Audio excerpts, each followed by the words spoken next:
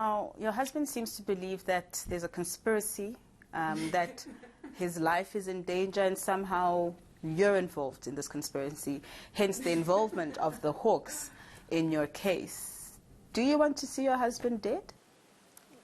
That one is an imaginary conspiracy, like on his notes. Like, that one, I know it's a lie. He's lying.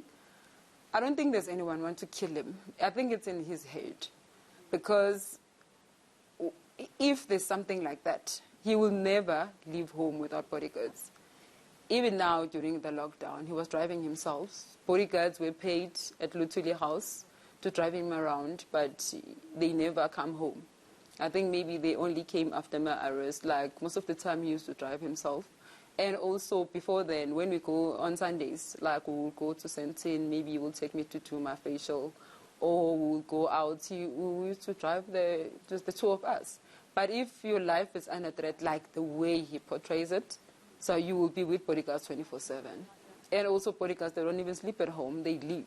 So if your life is under threat, your life can't be under threat during the day. So at night, what happens? So I think it's something that it's in his head, it's imaginary.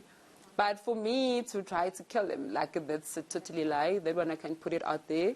And also, I think on my side, they said that just to cover up when there was a pressure from the society and the media when they were asking why the Hawks were involved in my case.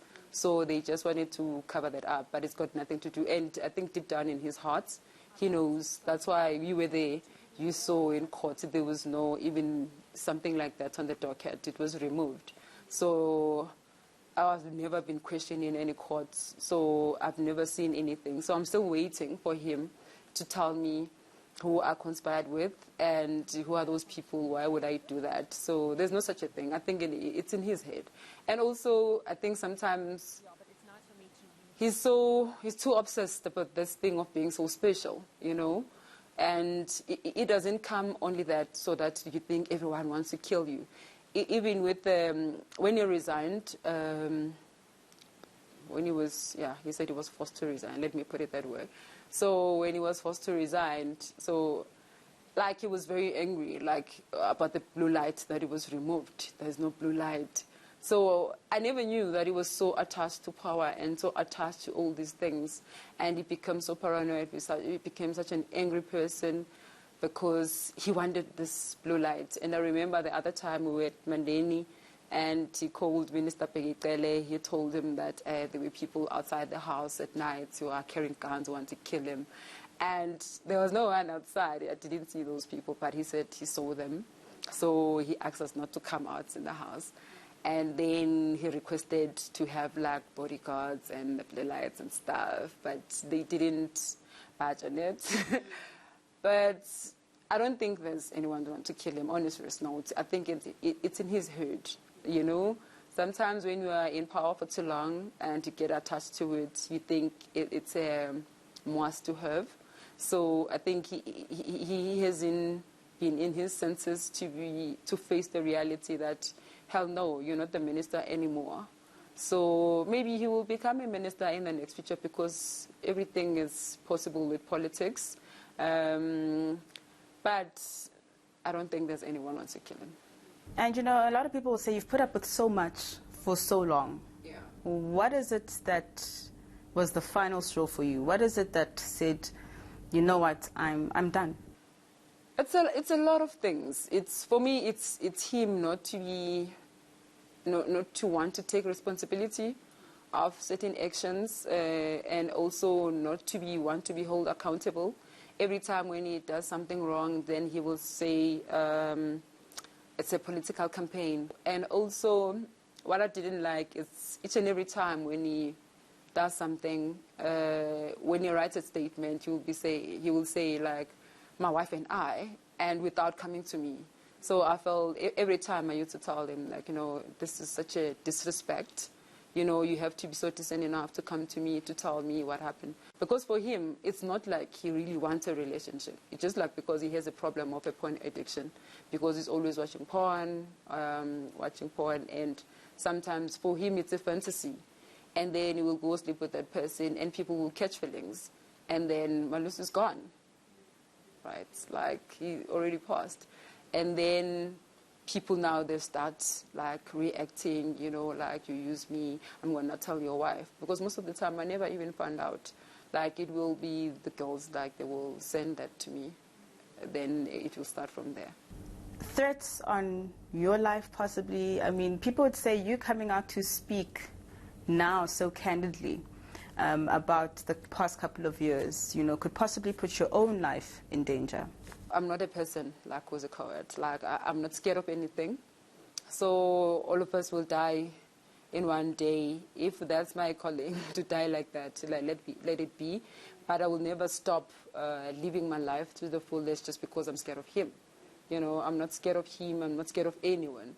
And people sometimes were like, no, you're going to disappear, you know, comrades. And also when the hawks were involved, people were so scared. Me, I'm so chilled. Like, I'm so chilled. So it's up to him. If he wants us to be civil, because that's what I proposed before the whole drama, I think it was early this year. And I think I stopped posting him last year.